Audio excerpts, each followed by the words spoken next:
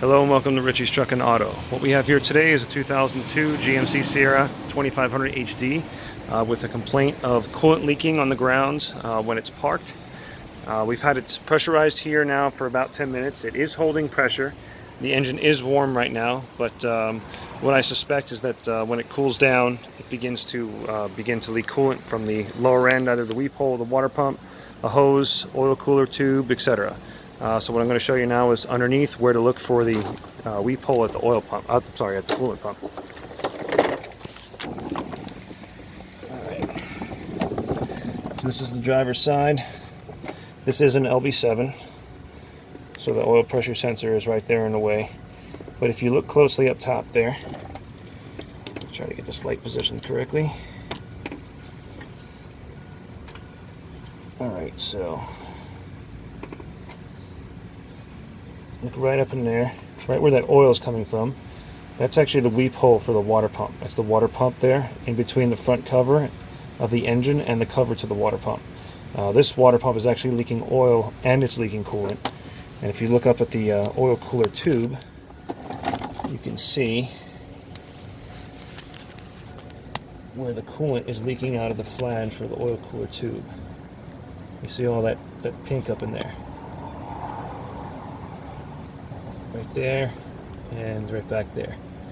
It's not leaking at this particular moment. I surmise that it's because the engine is hot and it leaks more so when it's cool. It's not uncommon. That happens quite often because materials expand and contract with the heat cycles of the engine.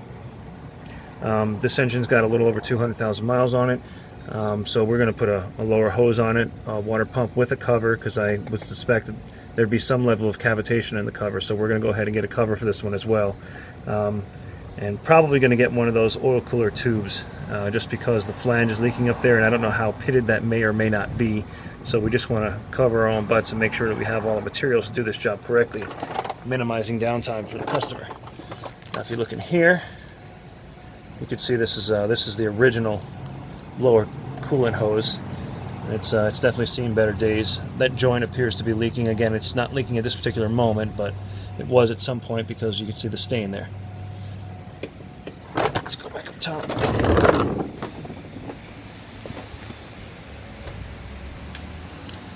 You can't see much of the water pump from the top. It's down underneath the power steering pump right there.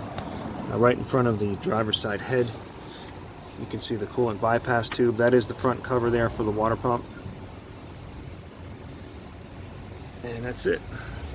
I think it's about maybe 6-7 hours book time to do the water pump on this vehicle. It's not too bad. The newer models are a little bit more difficult with all the radiator bracing and such. But that's it. Just a quick diag on how to find a water pump coolant leak. Thanks for watching. Bye.